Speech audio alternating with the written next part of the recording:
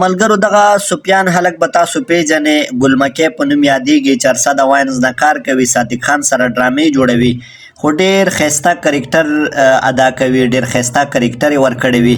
داسې څل شوی دی چې دی اچانک بیمار شو، بالکل روغ رامټ و، د دې عمر تقریبا 22 سال دی، بالکل روغ رامټ و، نه څه بیمار و نه څه تکلیف ورته، اچانک بیمار شو، هسپتال ته ویوړو. هلته د دې چې کله چیک اپ وشو نو دا معلومه شوه چې د دې شوګر 450 ته تللی دی.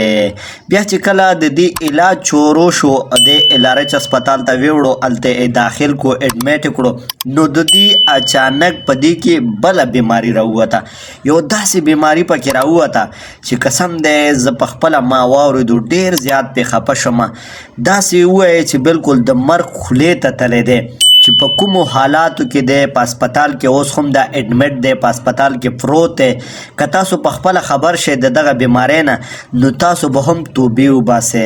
داسې چل شوی دی چې کله د دې دغه شوګر بیماري کنټرول کولو دپاره میډیسن استعمالول شروع شو نو شوګر سره سره د دې ګردو هم کار پرېښوستو، مطلب ګردو یې کار پرېښوستو. انسان کې همدغه یو ګردې دي چې کله دا ناکاره شي، کار پرېږدوي، نو بیا د انسان سنبالول ډیر ګران شي، مطلب انسان بیا داسې ووایي چې دی ختم شو. اوس دې دپاره دواګانې کوئ، خصوصي دواګانې کوئ چې الله پاک روغ صحت ورکړي. یقینا د کور همدغه یو خود کپیل دی، همدا یو سهاره دی، پلار یې وفات شوی دی، د دې د وجې د خپل کور د رزق هغه چوله بله وه، خو چې کله هم موږ د دې دغه بیمارۍ نه خبر شو، د دې د حالاتو نه خبر شو، نو قسم دی ډېر زیات پې ودردېدو، ډېر زیات پې خفه شو.